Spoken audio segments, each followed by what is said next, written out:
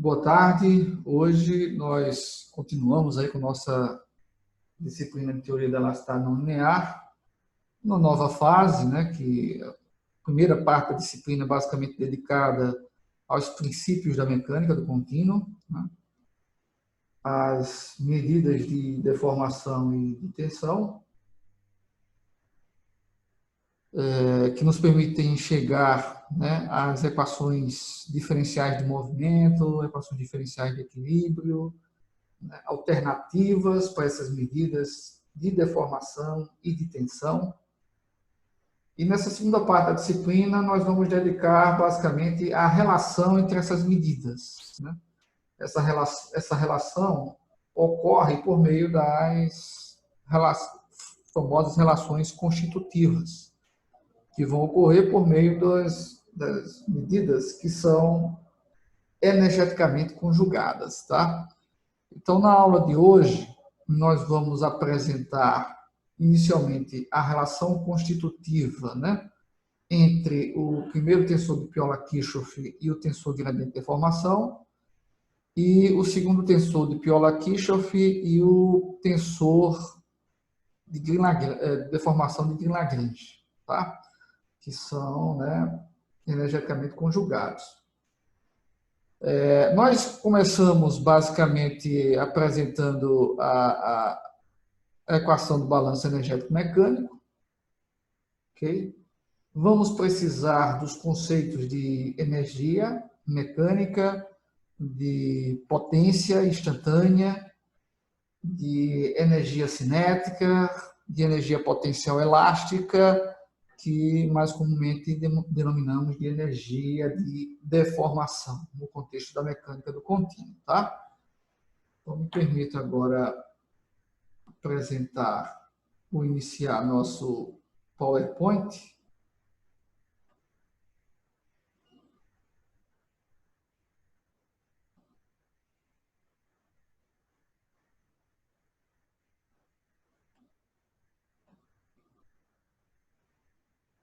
Beleza.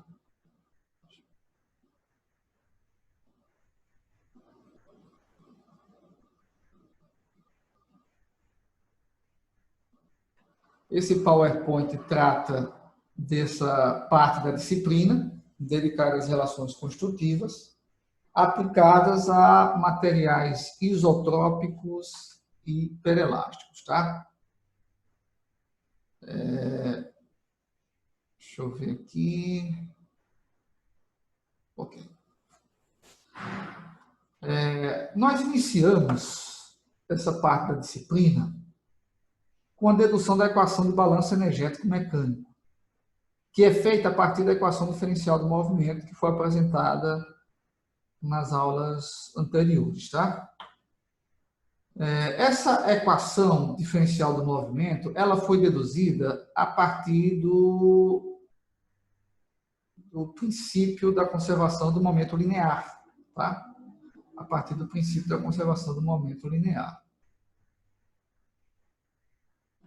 Essa equação daqui, deduzida a partir do princípio da conservação do momento linear, ela seria uma equação diferencial do movimento, e aqui ela está sendo multiplicada pela componente I da velocidade, tá? Ambos os membros e todos os termos da equação estão sendo multiplicados por VI. Ao realizar essa multiplicação, usando notação inicial, nós temos como resultado essa equação daqui à direita, tá? Esse primeiro membro da equação, ele pode ser escrito de forma alternativa dessa forma que se apresenta aqui logo embaixo, tá? Onde nós utilizamos basicamente a regra da cadeia, né? Nós derivamos inicialmente em relação a VI, que dá 2VI, que multiplica a derivada de VI em relação a T, tá? Usando a regra da cadeia, isso resulta, né, essa derivada de VI ao quadrado em relação a T, resulta em 2VI dVI dt, que multiplicado por 1 sobre 2 dá ρT VI dVI dt, que é justamente o que nós tínhamos anteriormente, tá? Então, nós aplicamos aqui a regra da cadeia. Já nesse segundo membro, nós aplicamos a derivada do produto. Quando derivamos o produto de VI com σJI por XJ, essa derivada do produto resulta na derivada do primeiro termo, dρVI dρXJ, vezes o segundo, mais o primeiro termo, vezes a derivada do segundo. Tá? Só que o segundo termo, né, que surge da derivada desse produto é justamente o que nós tínhamos anteriormente. E o primeiro termo, ele é subtraído por esse termo que aqui nós colocamos, né, de forma que o que nós obtemos aqui é equivalente ao que nós tínhamos anteriormente. A derivada desse produto menos dρVI, dρXJ, σJI, que seria o que resulta da derivada, como primeiro termo dessa derivada do produto. Tá? Então, essas manipulações algébricas, elas são importantes para a gente. E, continuando com esse processo, nós, uma vez que esse termo, esses dois membros, né, são iguais, né, temos a igualdade, a integral em relação a VT, um volume VT qualquer do sólido, né, usando aquela mesma ideia que foi explorada nas aulas anteriores, nós pegamos uma porção do sólido, que nós denominamos de VT qualquer, e realizamos essa integral em VT. Tá? Desse primeiro termo, mas aí surge aqui, né, nós levamos ao primeiro membro esse termo que estava subtraindo, né, no segundo membro. Então, ficamos com a integral em VT de σJI dρVI dρXJ, dVT, que é igual à integral dessa derivada parcial desse produto em relação a VT, mais a integral de BI, VI, dVT. Né? Aqui, evidentemente, nós utilizamos, né, a propriedade da integral, que é a integral da soma igual à soma das integrais. Tá? Reorganizando, nós levamos dt para fora da integral. E isso é possível, e nós já exploramos isso em aulas anteriores, porque o produto ρt dvt é igual a ρ0 dv0, por conta da conservação da massa, né? O princípio da conservação da massa. Né? Uma vez que estamos tratando aqui de física newtoniana. Então, conservando-se a massa, ou assumindo-se que a massa é conservada, nós temos que ρt dvt é igual a ρ0 dv0. Fazendo essa substituição, nós podemos levar o operador diferencial de dt para fora da integral. Tá? Tranquilo até aqui, Jonas? Tranquilo sim, professor. Tranquilo, né? Maravilha. Mantemos o segundo termo aqui do primeiro membro. E aqui aplicamos o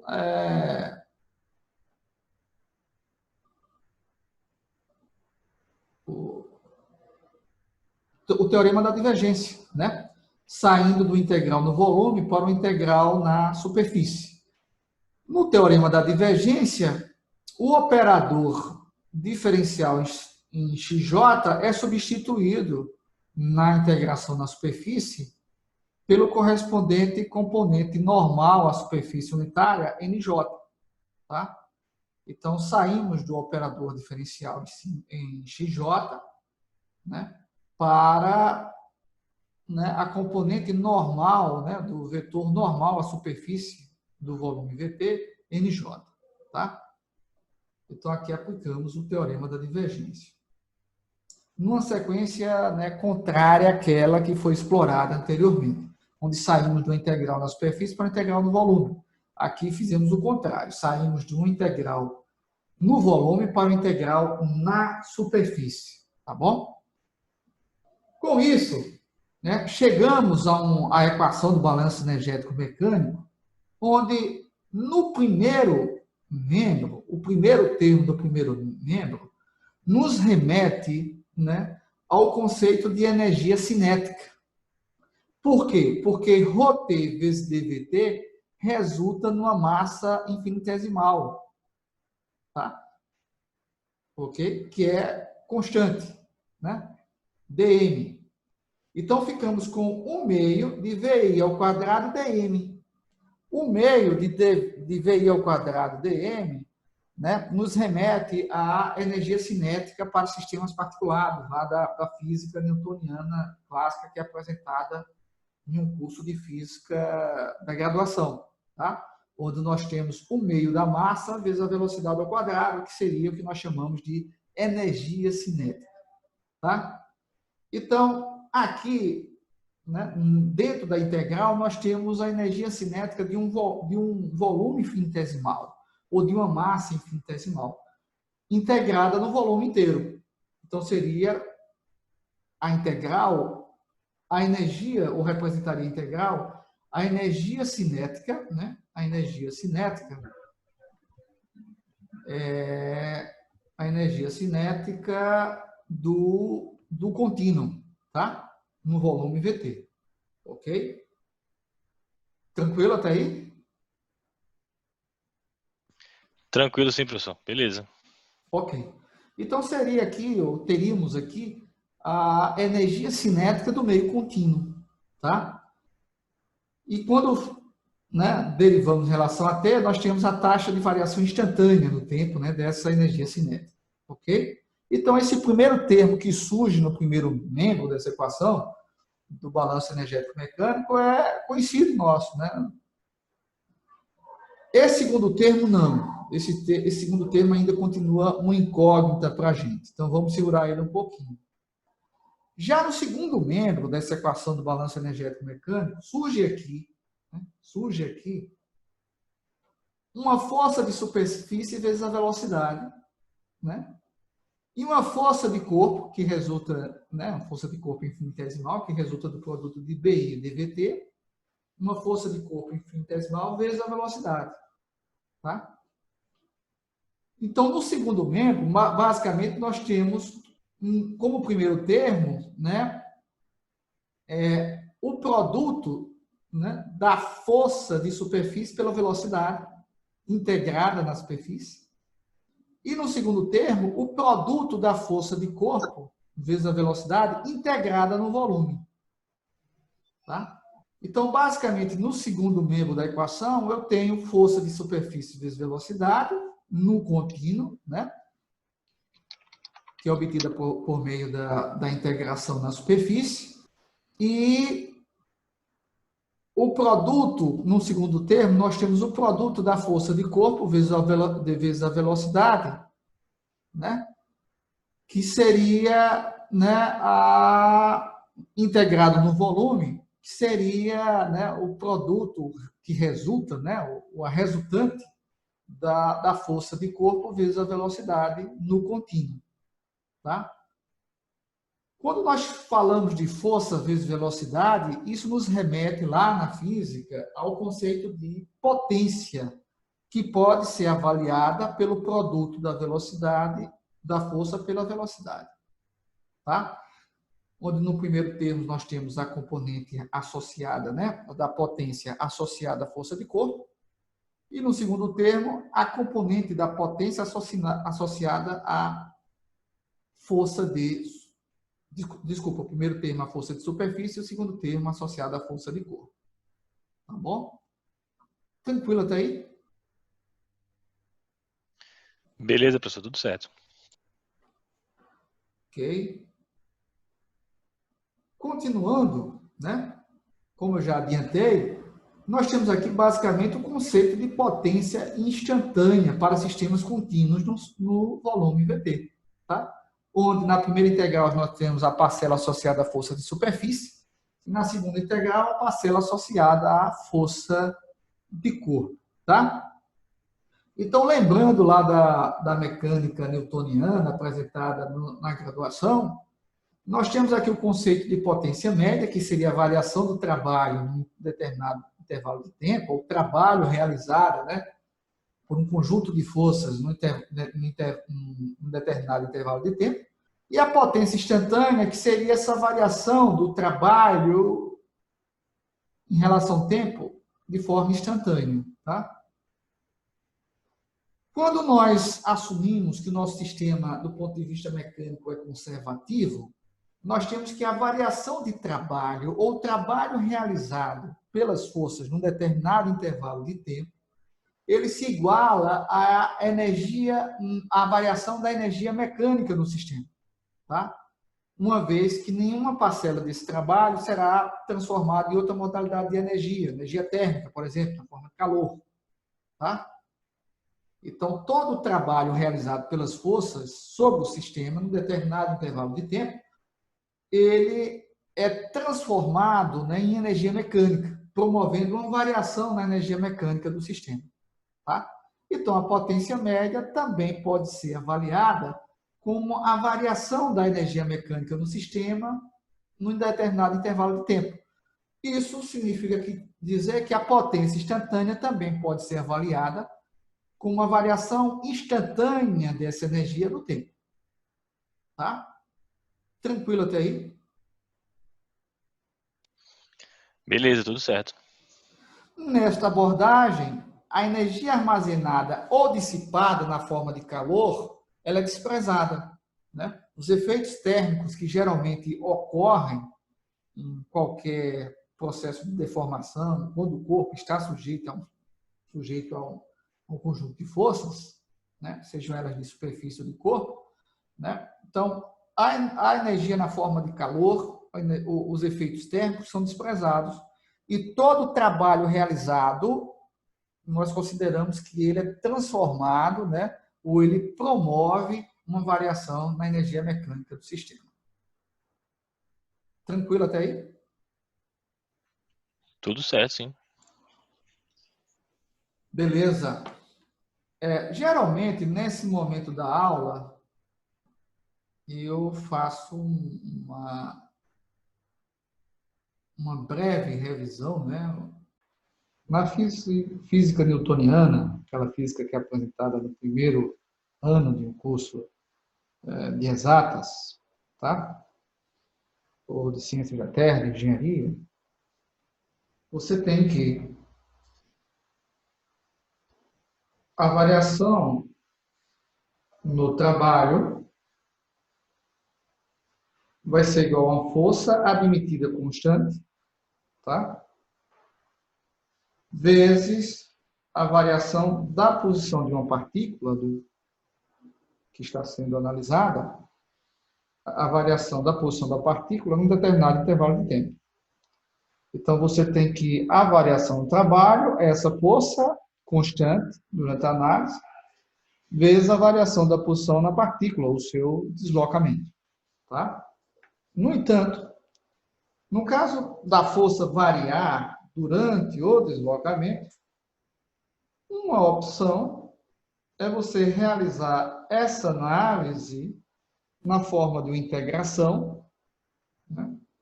Onde a força varia com a posição e você multiplica ela por uma variação infinitesimal do deslocamento, onde aí sim, mesmo a força variando, numa variação ao longo do movimento, numa variação infinitesimal do deslocamento, você pode admitir essa força constante. Tá? O que temos aqui a rigor é uma variação infinitesimal do trabalho. Tá? Uma variação infinitesimal do trabalho. Além do conceito de trabalho, é apresentado também o conceito de potência média, onde a potência média seria igual à variação do trabalho num determinado intervalo de tempo. Certo? Admitindo-se a força como constante, você tem F vezes ΔS sobre ΔT, onde ficamos, né, para a potência média com força admitida constante vezes a relação ΔS ΔT, que seria a nossa velocidade média. Ok? No entanto, ao invés de avaliarmos uma potência média, né, de um objeto, de uma partícula, né, cujo trabalho varia, né, por ΔT, delta tal, um determinado intervalo de tempo, você pode avaliar, ao invés de um valor médio, um valor instantâneo da potência, mas ao invés de termos aqui uma variação finita do trabalho, você teria uma variação infinitesimal do trabalho e uma variação infinitesimal do tempo. Tá? Só que d tal, que é a variação infinitesimal do trabalho, é igual a força, né, naquela posição, né, força para aquela posição, vezes ds, que é uma variação infinitesimal da posição, um deslocamento infinitesimal, sobre dt. Com isso, nós ficamos com a força, que varia com a posição, multiplicando a relação ds/dt, que seria a nossa velocidade instantânea. Certo? Tá? Uma variação, uma velocidade em determinado instante do tempo. Tá? Então, basicamente, o conceito de potência pode ser utilizado para avaliarmos uma potência média que acontece em um determinado intervalo de tempo, ΔT, finito, ou potência instantânea, que é obtida utilizando o cálculo diferencial por meio da relação desses diferenciais, né? Ou seja, a potência seria a variação instantânea do trabalho no tempo, tá?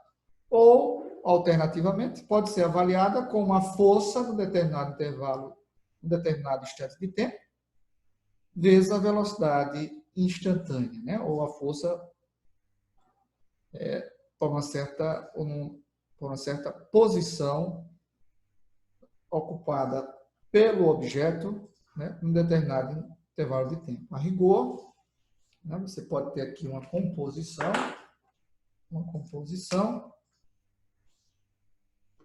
com f como uma função da posição, que por sua vez é função de t, vezes vt, ou seja, no final das contas, ficamos com f, que é uma função de t, vezes vt. Tá bom?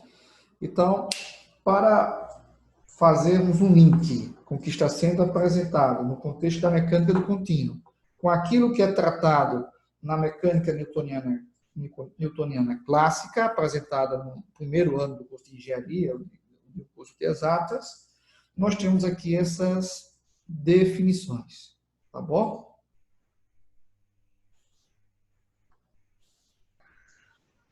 Mas, enfim, fazendo essa retomada aí dos conceitos, né, que são apresentados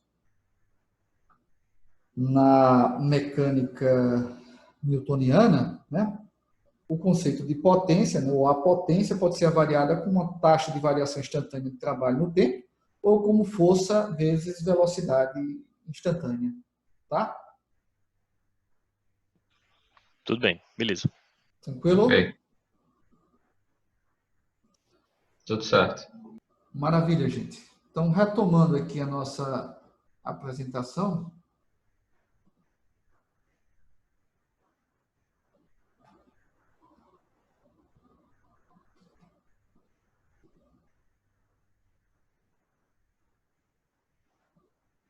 Retomando a nossa apresentação.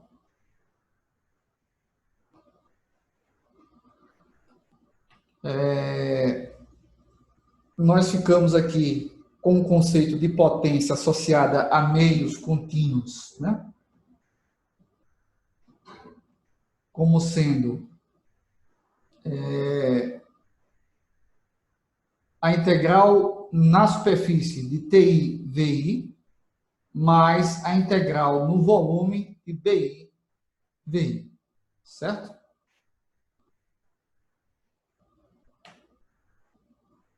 Dito isso, a energia mecânica total para sistemas contínuos no volume VT, ela pode ser, né, separada numa parcela associada ao movimento, que seria a energia cinética, tá? E uma parcela associada ao processo de deformação do corpo, que seria a energia potencial elástica, ou mais comumente denominamos na mecânica do contínuo, energia de deformação. Tá? Então, quando se trata de um sistema de molas, nós temos energia cinética e energia potencial elástica, né? Associada à deformação da mola. No caso de um meio contínuo, né? Eu tenho aqui uma integral no volume, né? Essa parcela associada à energia cinética, assim como também uma integral no volume V0 e não VT, tá? Porque nosso intuito é definir energia de deformação específica em relação ao volume inicial, configuração inicial, uma vez que nós priorizamos uma abordagem lagrangiana, tá? Então, o K seria energia cinética total no volume VT, enquanto que a segunda parcela, que é o W bar, seria a energia potencial elástica total, a energia de deformação no volume V0, tá?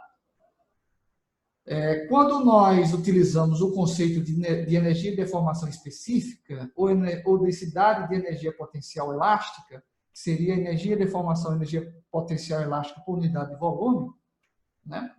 Nós utilizamos W, né, que seria dW barra dV0, né, que seria basicamente a energia de deformação por unidade de volume, né? Nesse caso, ela varia ponto a ponto, logo pode ser definida usando relações infinitesimais entre a energia de deformação e o volume inicial infinitesimal, tá bom? Tranquilo? Tudo bem. Beleza. Isso resulta na seguinte expressão para a potência instantânea total para sistemas contínuos. Total porque seria no volume VT, tá? Para avaliarmos a potência para um sistema mecânico conservativo, potência seria a taxa de variação do tempo da energia mecânica. Então, ficamos com a derivada no tempo da parcela associada à energia cinética, mais a derivada no tempo da parcela associada à energia de deformação ou energia potencial elástica. Tá? Tranquilo? Beleza, tudo bem. Ok. Ok. O que é que nós fazemos a partir de agora, né? Nós, basicamente, vamos relacionar potência instantânea, né, com aquele primeiro membro que surge na equação de balanço energético mecânico. Uma vez que o segundo membro da equação de balanço energético mecânico, né, segundo membro, seria a potência instantânea, né, que nesse caso é igual à taxa de variação no tempo da parcela cinética da energia mecânica mais a taxa de variação do tempo da parcela associada à energia de deformação ou energia potencial elástica. Tá? Então, quando nós comparamos essa equação daqui com aquela primeira lá, obtida a partir da equação diferencial de movimento, nós vamos ter a oportunidade de igualar esse termo, que está associado à variação no tempo, né, instantânea no tempo da energia potencial elástica e energia de deformação, nós teremos a oportunidade de igualar esse termo àquele termo que surgiu, né, inicialmente, né, deduzido a partir da equação diferencial do movimento. Tá? Então, igualando esses termos, né, eu vou ficar com a taxa de variação do tempo da energia potencial elástica, energia de deformação, igual a integral em VT de sigma JI, dρ VI, dρ XJ, dVT. Tá? Como o operador diferencial ele é comutativo em relação ao operador integral, né, eu posso diferenciar inicialmente W em relação a T e depois integrar no volume V0. tá? Ao invés de integrar e depois de diferenciar. Tá?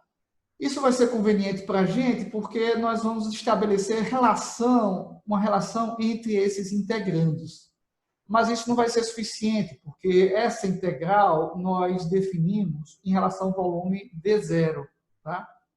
Uma vez que a gente definiu energia de deformação específica como uma energia de deformação por unidade de volume inicial. Tá? Para isso, né, nós precisamos substituir dVt por dV0, né? E para isso basta utilizar a relação entre dVt e dV0 estabelecida por meio do determinante do tensor gradiente de deformação, que seria o J. Tá? dVt é igual a J dV0. Tranquilo? Então, ficamos com ambas as integrais no volume V0, uma vez que quem define, né, a integração, a variável de integração, é o elemento infinitesimal dV0. Tá? Continuando, uma vez que a igualdade anterior vale para qualquer região V0, tem-se a seguinte equação diferencial do balanço energético mecânico. Tá? Onde dW dt, que é a integração total, né, seria igual a sigma JI, dρ VI, dρ XJ, J. Tá? Igualando esses integrantes. Tranquilo? Beleza, tranquilo sim. Então, aqui surge, né, uma relação entre a taxa de variação instantânea da energia potencial elástica instantânea, energia de deformação específica, né? Energia de deformação específica é igual a sigma JI, dρ VI, dρ XJ, J. Aí aqui se faz necessário definir, né, o que seria, né, o sólido hiperelástico, que advém da elasticidade de Green ou da hiperelasticidade. Tá? O sólido hiperelástico para meios contínuos seria aquele material cuja energia de deformação pode ser avaliada dessa forma aqui, onde ela varia, né, ao longo do corpo, tá? Ponto a ponto no corpo, ao longo do tempo, mas ela não varia de qualquer forma, ela varia em função do tensor gradiente de deformação, tá? Ok? Então, quando nós dizemos que Wxt é igual a W, que é uma função de Fxt, nós estamos dizendo que W, que é a energia potencial elástica, energia de deformação específica, ela varia, né, ao longo do corpo, mas por meio ou em função de F, que define para a gente, né, ou pode definir para a gente o estado de deformação do corpo em determinado ponto, apesar de não ser uma medida de deformação pura, também está contido em F, né, um tensor de rotação de corpo rígido. Tranquilo? Beleza. Então, o sólido hiperelástico define que W, ou energia de deformação específica, ela varia ao longo do objeto, mas por meio de F. Tá? A elasticidade de Green, ela pode ser interpretada como um caso particular de uma elasticidade mais geral, que seria a elasticidade de Cauchy, onde admite-se que o tensor de Cauchy, ou a relação constitutiva, né, definida utilizando o tensor de Cauchy, seria uma função simples, né, ou varia, o tensor de Cauchy varia ponto a ponto no objeto, mas também em função do tensor gradiente de deformação. Tá? Existe uma diferença, né, entre essas duas abordagens, porque a primeira nós temos basicamente um escalar em função do tensor gradiente de deformação, enquanto que na elasticidade de Cauchy nós temos um tensor de segunda ordem em função de outro tensor de segunda ordem. Tá? Então, a elasticidade de Green seria mais simples, né? Mais facilmente relacionada a resultados experimentais. Nessas teorias, tanto W como o tensor de tensão de Cauchy são funções apenas da configuração inicial e final do corpo, ou seja, só depende de F naquele determinado intervalo de tempo, naquele determinado instante de tempo, desculpa, numa determinada localidade do corpo. Né? O que significa que sigma e W, para essas teorias, né, não mudam em função da velocidade da deformação ou não depende das configurações intermediárias. Tá? Isso é uma característica de um comportamento elástico. Tá? Comportamento elástico. Tá? Quando você diz que o estado de tensão do objeto varia em função da velocidade em que a deformação ocorre, aí você insere necessariamente a relação constitutiva uma componente viscosa, tá? Viscosa. Né? Onde você vai ter um determinado nível de amortecimento, né? Que vai alterar seu estado de tensão em função da velocidade de deformação do corpo. Tá bom? Da mesma forma, se quando você diz que sigma ou W independe das configurações intermediárias assumidas pelo sólido ao longo do processo de deformação, você está dizendo que não há, durante o processo de deformação, um histórico de deformações residuais ou permanentes que surgem ao longo do processo de deformação, muito provavelmente por conta de um efeito plástico, né, ou de um comportamento plástico do sólido durante o processo de deformação.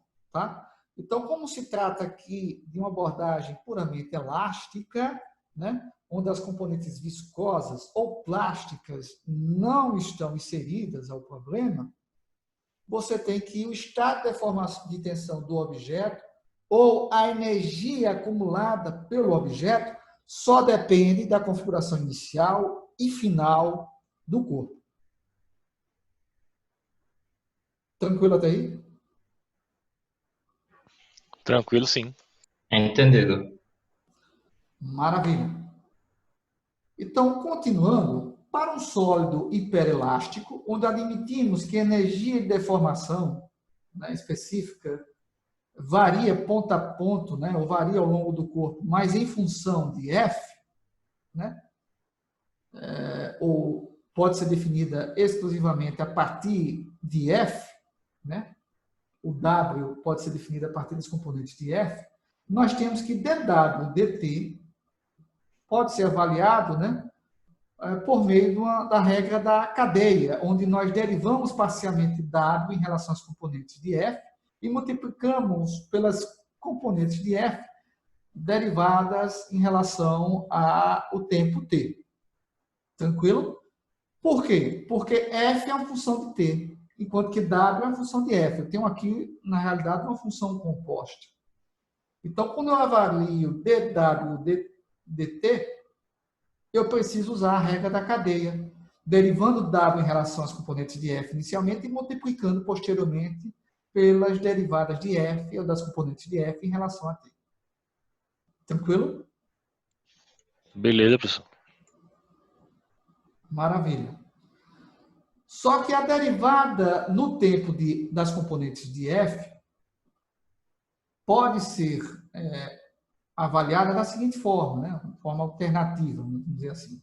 Eu tenho, né, que f de j é igual à derivada parcial de xi em relação a xj. Tá? Essa é a definição do tensor gradiente de deformação. Como os operadores diferenciais são comutativos, né, você pode alterar aqui a ordem, né, de derivação. E ao invés de realizar a derivada parcial em relação a xj primeiro, eu derivo x em relação ao tempo primeiro e depois derivo em relação a x, parcialmente em relação a xj. Tá? Mas só que a derivada de x em relação a t, onde x seria a coordenada espacial, ou define para a gente a posição da partícula ao longo do processo de deformação do corpo, quando deriva em relação ao tempo, eu tenho basicamente a velocidade da partícula, né? velocidade instantânea da partícula, o componente VI da velocidade instantânea. Tranquilo? Beleza, professor. Já é. Tendo aqui nossa velocidade instantânea, o componente VI da velocidade, eu vou ficar, na realidade, com dρ VI, dρ xJ. Tá? Por uma questão de conveniência, isso vai ser, ou vai ficar um pouco mais claro a posteriori, né? Como eu tenho que a velocidade varia, né, em relação à posição da partícula na configuração final, né? Ou seja, ela varia em relação a x, e x, né, é uma função de x, né? Novamente aqui eu aplico a regra da cadeia, tá? Admitindo aqui que eu, ao invés de utilizar uma abordagem euleriana, né, avaliando V em função de x, eu teria V em função de x, que é uma abordagem euleriana. Então, fazendo V em função de x, e x é função de x, então, quando eu derivo V em relação a x, eu vou ficar com derivada parcial de VI em relação a x'k, vezes a derivada de x'k em relação a x'j. Tá? Só que a derivada de x'k em relação a x'j é f de kj. Tranquilo? Chegando finalmente, né, a essa relação entre dfj dt, né, com dρ VI x'k vezes f de kj. Tranquilo? Beleza, então. Que é o que acontece aqui, né? Basicamente, eu substituí dfij dt por dρ VI, dρ x'k, df de kj. Tá bom? Por que isso vai ser conveniente para a gente? Vai ser conveniente para a gente porque aqui eu tenho a presença da derivada parcial de V em relação a x. Tá?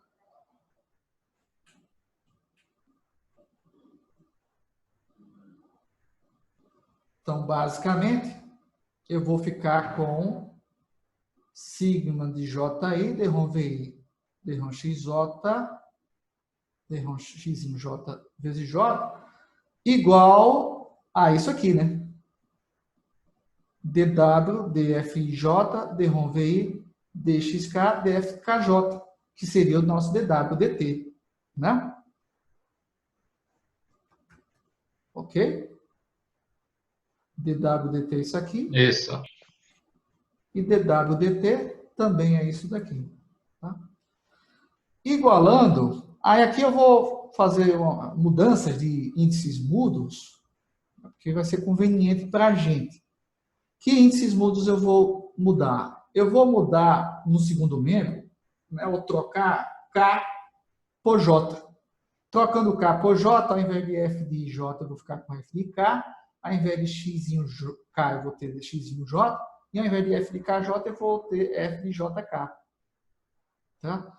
Fazendo essa mudança nos índices mudos, surgem em ambos os membros, né, dρ VI e dρ x'j, que pode ser colocado em evidência. De forma geral, né, a derivada parcial, ou a variação da velocidade do campo vetorial, velocidade, né, no espaço, de forma geral, essa variação não vai ser nula. Tá? Okay? Então, para que esse produto seja nulo, necessariamente o que está dentro do parênteses deve ser nulo. Tranquilo? Certo, tranquilo.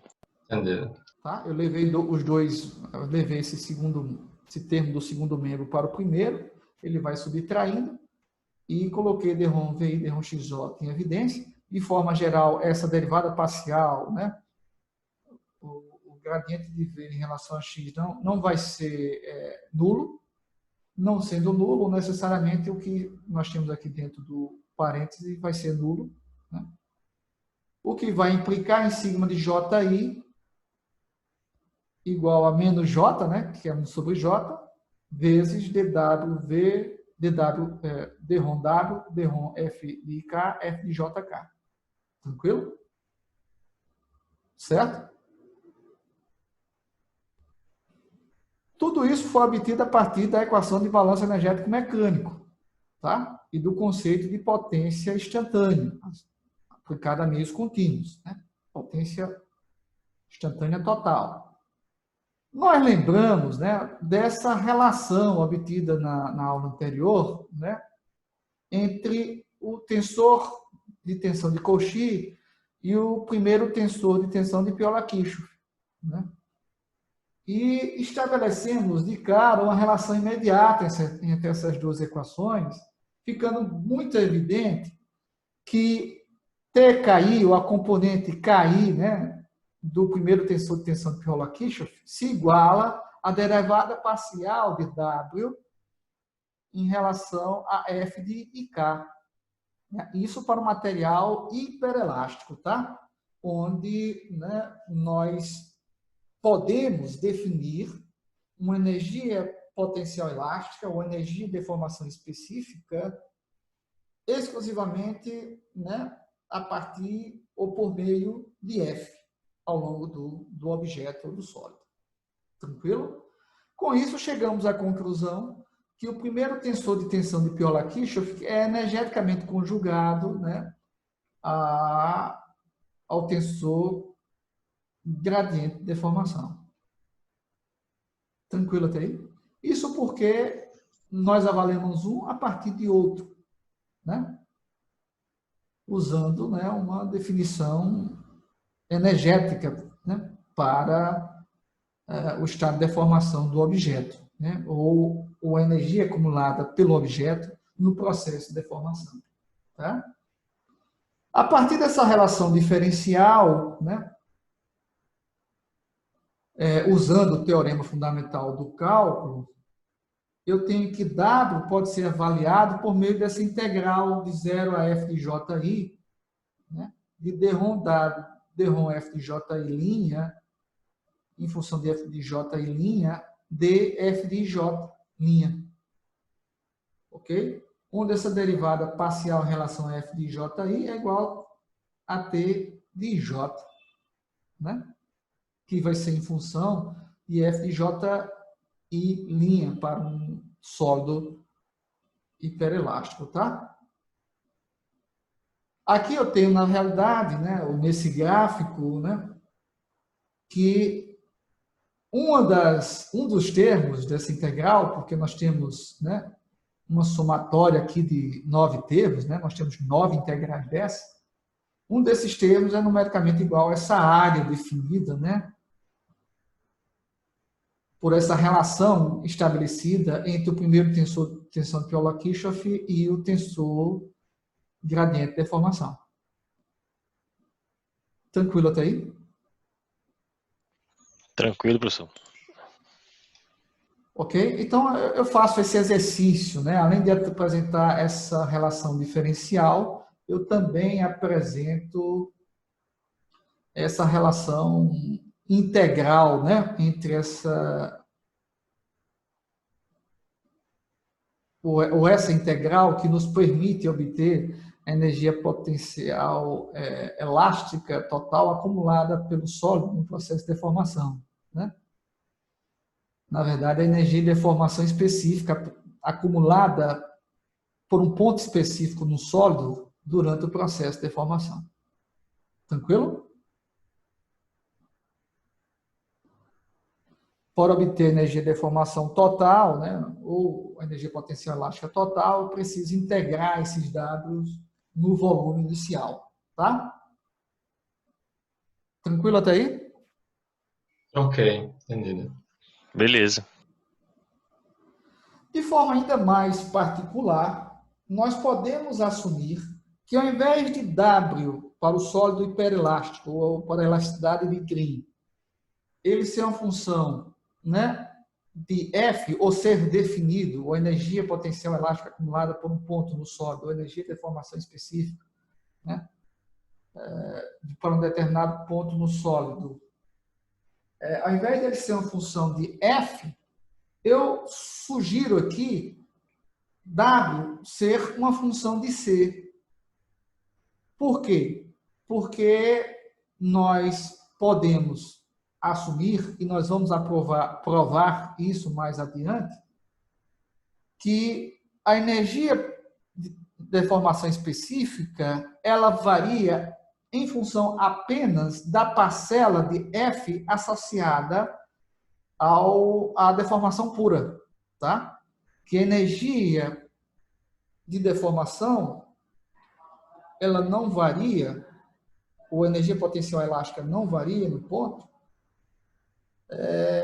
quando da ocorrência única e exclusivamente de rotação de corpo rígido, de translação de corpo rígido. Que essa energia associada, né, ao processo de deformação, ela só varia quando efetivamente ocorre uma deformação, né? Aí aqui eu sugiro que, ao invés de W ser uma função de F, que também apresenta uma parcela associada à rotação do corpo rígido, eu assumo que W seria em função de uma medida de deformação pura, que não varia, né, não varia se o corpo estiver sujeito a uma rotação de corpo rígido, ou uma translação de corpo rígido. Tranquilo? Beleza, tranquilo. Certo. Então, assumindo que, para o sólido, né, hiperelástico, ou para a elasticidade de Green, ao invés de termos W como uma função de F, eu tiver W como uma função de C, né? Eu tenho que C é definido a partir de F, como F transposto F, não é isso? Como C é definido a partir de F, eu aplico novamente aqui, quando da derivada de W em relação a F, eu aplico a regra da cadeia e fico com dρm W, dρm C de KJ, dρm C de KL, vezes dρm C de KL, dρm F de JI. Tá? Isso porque W é uma função de C, que é a função de F, né? Eu tenho uma composição de funções aqui. Certo. Tranquilo? Tranquilo. Beleza. Continuando, ó, surge aqui dρm CKL, dρm F de JI. Né? Só que C é igual a F transposto F. Então, vou ficar com FMK, F de ML, né? Onde surge aqui um índice mudo M, tá? Do produto desses dois tensores de segunda ordem, né? Usando notação inicial. Aqui eu aplico, né, a propriedade da derivada, que é a derivada do produto igual, né, a derivada do primeiro vezes o segundo, mais o primeiro vezes a derivada do segundo. Tá? E ao fazermos isso, eu vou ficar com dρm FMK, dρm F de JI, que vai ser igual a unidade, no caso de M ser igual a J e de K ser igual a I. I igual a zero se forem diferentes. Né? Se forem diferentes. Com isso, surge aqui dois deltas de Kloner, né? Relacionando os índices MJ, M com J, e os índices K com I, vezes F de ML. O mesmo acontece aqui, ó. Eu substituo essa derivada parcial de F de ML por F de JI por dois deltas de Kloner, né? Onde esse resultado vai ser unitário, no caso de M ser igual a J e de L ser igual a I. Que é o que é estabelecido aqui por meio desses dois deltas de Kloner. Tranquilo? Beleza. Ok. Ok. Aqui surge delta MJ, que muda o índice M de F, né? Fazendo M igual a J, né? E aqui eu tenho o delta de Kloner é delta MJ, mudando o índice M de F para J. Ok? que é o que acontece quando eu multiplico, né, delta de Cloner, né, e surge aí no delta de Cloner índices mudos, né, no produto envolvendo índices mudos, né, o operador, né, o delta de Cloner, acaba alterando o índice, tá, do tensor de segunda ordem que ele está multiplicando. Tranquilo? Já é. E sobrou aqui delta KI, F de JL e F de JK, delta LI. Tá?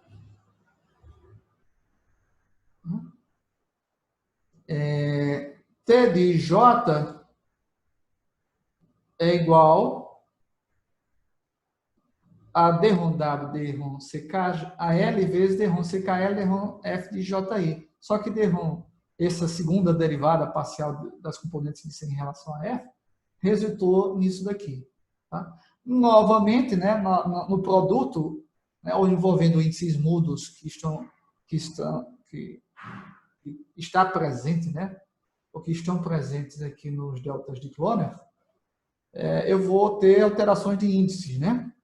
Então, quando eu multiplico, né, por D-ROM W, D-ROM C de KL por delta KI, eu altero o índice K para I e fico multiplicando por F de JL. E quando eu multiplico D-ROM W, D-ROM C de KL por delta LI, eu mudo o índice L para I. Tá? Onde eu fico com DW, D-ROM C de KL vezes F de JK. Tranquilo até aí? Certo. Tranquilo, professor. Maravilha. Aqui eu promovo uma alteração de índice mudo, né? Eu troco L por K, né?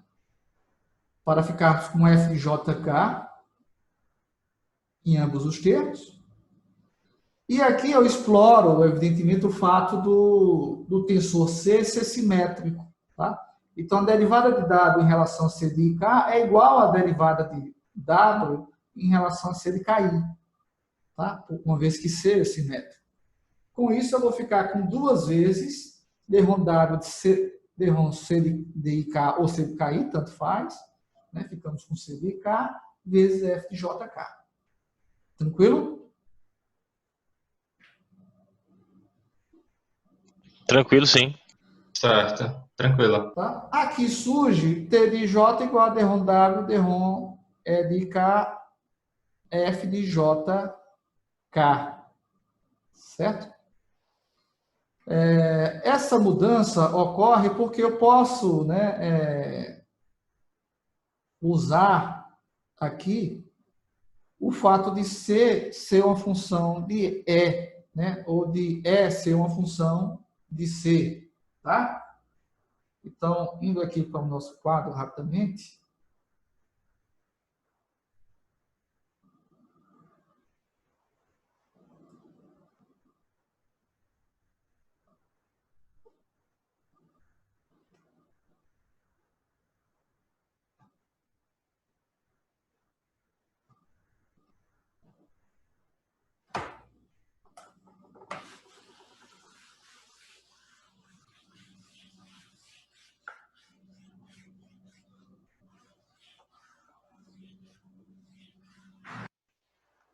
Assim como eu assumi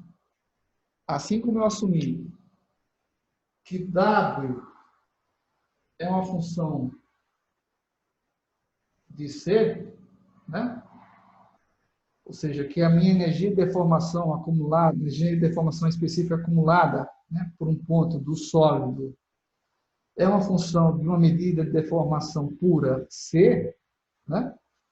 Eu posso também assumir que W é uma função de E, tá?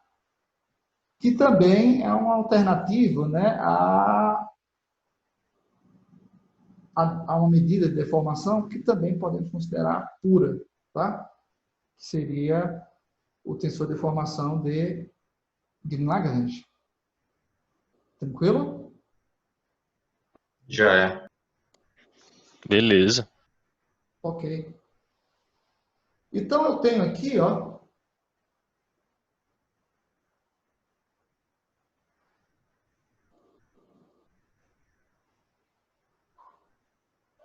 que W é uma função de C, que é uma função de E. Não é isso? Que é uma função de E. Tranquilo? Eu tenho que, por definição, de J é igual a 1 meio de C de J, não é isso? Menos delta de J, tá? Isso mesmo. Logo, C de J é igual a 2 vezes de J mais delta de J, certo? Isso, tranquilo. Maravilha. A relação que nós acabamos de obter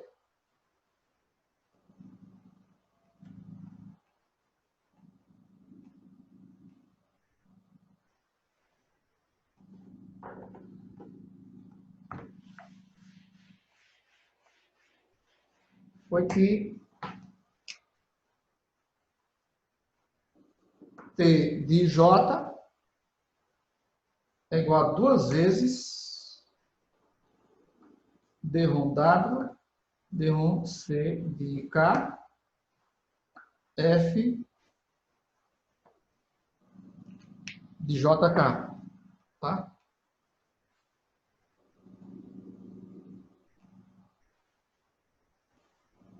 Ok?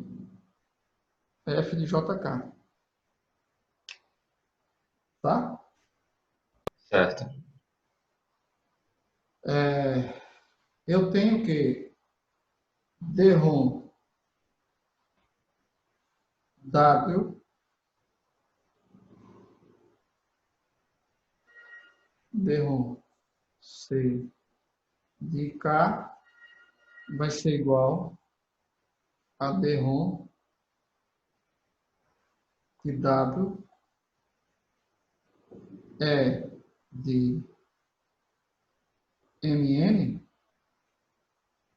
D ROM C de K, D ROM de MN, Ao contrário.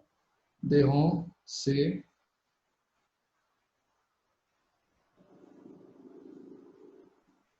de K. Certo? Uma vez que é uma função de C, assim como C pode também ser avaliado como uma função de E. Tranquilo? Tudo bem. Já é certo. Só que E de MN é igual a 1 meio de C de MN menos delta de MN. Então, a derivada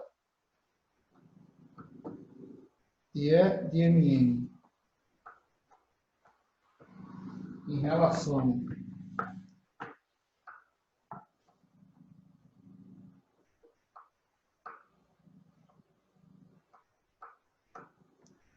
a C de K vai ser igual a 1 meio, né?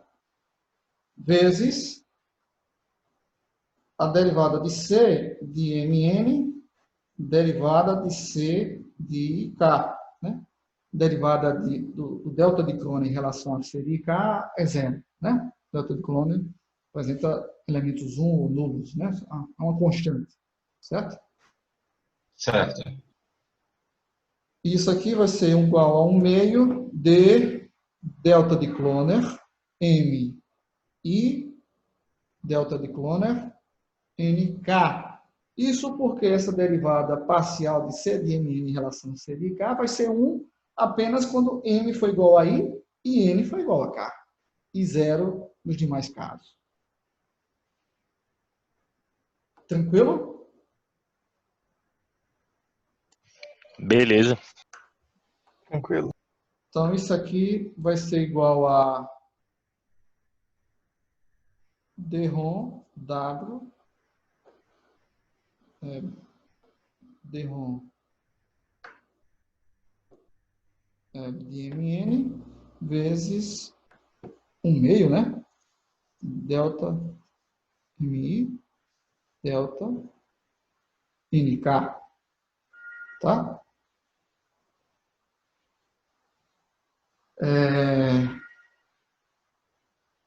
O delta de cloner M com índices MI altera esse índice, muda o M de E para I, e o índice e o delta de cloner com índice NK altera esse índice N aqui para K. Tá bom? Perfeito. Então, isso aqui vai ser 2 vezes D1 W, D1 C de K, 1/2, né? 1/2 de D1 W, D1 M altera para I e N para K, vezes F de JK. 1/2 vezes 2 dá 1, né? Resultando na expressão ali apresentada, né? Que T de J é igual a D1 W, D1 EIK, F de JK, tá? Onde nós passamos a assumir que W seria uma função dessa medida de deformação E, certo? E que é definida a partir de C dessa forma. Tranquilo? Certo. Então, o processo de deformação, ou a energia acumulada decorrente do processo de deformação, ela varia ponto a ponto por meio dessa medida de deformação, que seria o E. Certo? Que, por sua Tudo bem. vez, é uma função de C. Tá? Então, aí surge, naturalmente, o processo de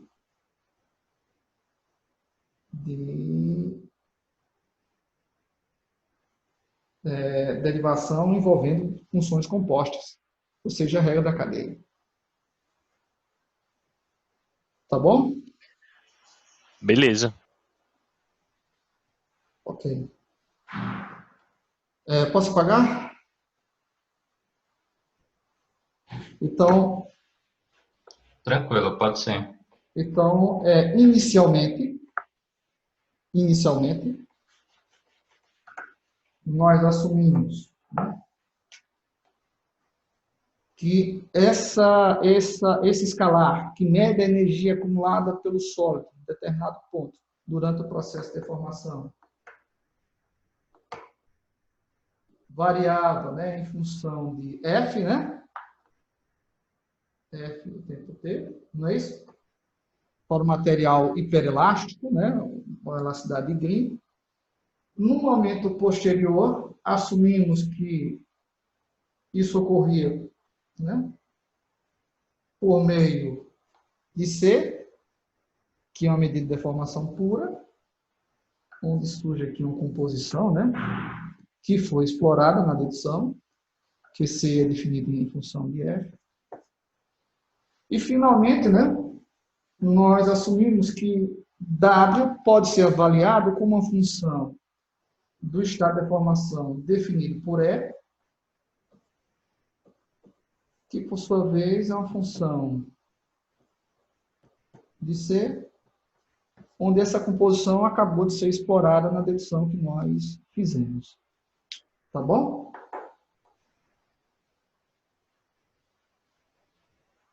Tranquilo até aí? Certo. Tranquilo, professor.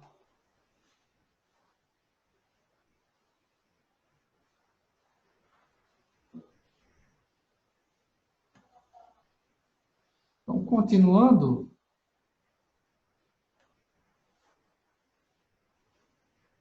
chegamos, né, a essa expressão daqui, que me permite avaliar as componentes do primeiro tensor de tensão de Piola-Kirchhoff. E vamos fazer uma associação imediata, né, com essa relação que foi obtida na aula anterior entre o primeiro tensor de tensão de Piola-Kirchhoff e o segundo tensor de tensão de Piola-Kirchhoff, onde surge aqui a presença do tensor gradiente de deformação. Com isso, chegamos à conclusão, né, que S de IK é igual a derivada parcial de W em relação a E de IK. Ou seja, S de J pode ser avaliado com uma derivada parcial de W em relação a E de J. Logo, o segundo tensor de tensão de Piola-Kirchhoff é energeticamente conjugado ao tensor de deformação de Green-Lagrange, né? Uma vez que podemos definir o estado de tensão, usando o segundo tensor de tensão de Piola-Kirchhoff, a partir da energia de deformação acumulada pelo objeto, em determinado ponto, que é a energia de deformação específica, né? E o estado de deformação do objeto definido pelo tensor gradiente de deformação, né? Derivando, né, parcialmente essa energia de deformação específica pelas componentes do tensor gradiente do tensor de deformação de Green-Lagrange. Tá? Uma coisa importante que deve ser mencionada é que esses dois tensores são invariantes a movimentos de corpo rígido. Né?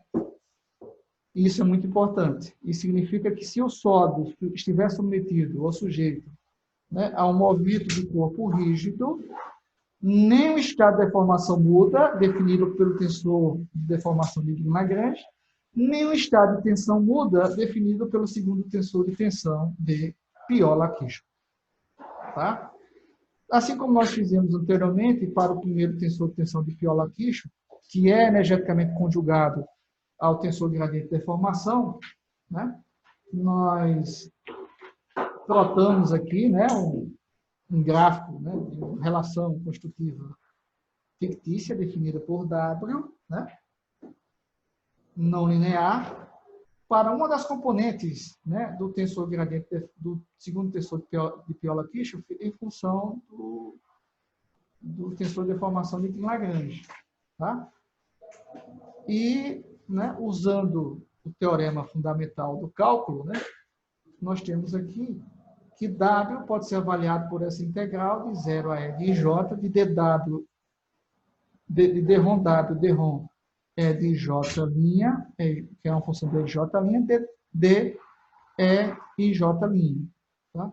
Só que Drom W, Drom E e J' é igual a S de J, que é uma função de E e J'. Ok? O teorema fundamental do cálculo, né, eu chego a essa conclusão que para as 9 integrais aqui envolvidas, né, que aqui nós temos I e J como índices, né, mudos. Então, para as 9 integrais aqui envolvidas, eu vou ter uma área dessa, né, que seria numericamente igual a essa área, quantificando para mim uma parcela da energia de deformação específica acumulada por um ponto do sólido sujeito ao processo de deformação. Tranquilo. Entendido. Tranquilo até aí, gente? Beleza, professor. Isso foi o que eu me comprometi a apresentar para vocês hoje. Tá? Partindo da equação de balanço energético mecânico, né, do conceito de potência instantânea para meios contínuos, né, chegarmos a essas relações constitutivas, né, onde fica bastante claro que o primeiro tensor de tensão de Piola-Kirchhoff seria energeticamente conjugado ao tensor gradiente de deformação, enquanto que o segundo tensor de tensão de Piola-Kirchhoff é energeticamente conjugado ao tensor de deformação de Green-Lagrange. Tá? Talvez eu não tenha comentado, deixado isso de forma mais clara, mas quando eu menciono aqui, né, nesse slide, né, que o sólido hiperelástico, a elasticidade Green, ela é mais fácil de ser tratada do ponto de vista, inclusive, experimental, é que, ao invés de, no ensaio experimental, avaliarmos um escalar que quantifica para a gente a energia de deformação em função de uma medida de deformação, no caso da elasticidade de Cauchy, eu tenho um tensor de segunda ordem, com 9 componentes, né? Na verdade 6 dependentes, porque é um tensor simétrico, como uma função, né, do estado de tensão definido por F. Tá?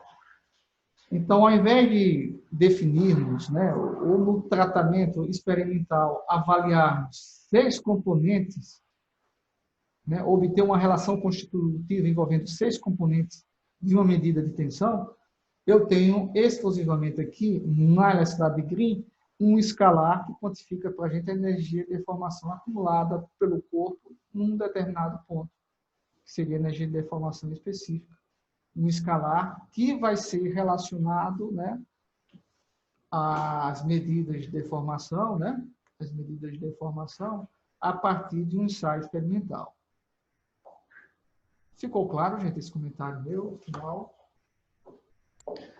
Ficou claro sim, professor. O trabalho experimental é bem menor, né? Quando você procura uma lei, né? Uma lei ou uma expressão que relaciona um escalar a um tensor de segunda ordem, ao invés, né, de procurar uma lei, né, ou equações que relacionam componentes de um tensor de tensão de segunda ordem com um tensor de deformação, que é também um tensor de segunda ordem. Tranquilo? Tranquilo, sim. Esse é o grande conveniente da elasticidade de Green, tá? Do material hiperelástico, tá? Quando é possível para ele, experimentalmente, obter um escalar que quantifica a energia acumulada pelo corpo num ponto específico, e esse escalar nos permite avaliar as componentes de tensão em função das componentes de deformação, ou do estado de deformação definido por um determinado tensor que define o estado de deformação do corpo no ponto. Tá bom? Tá bom. Gente, algum comentário, alguma dúvida em relação ao que foi apresentado na aula de hoje?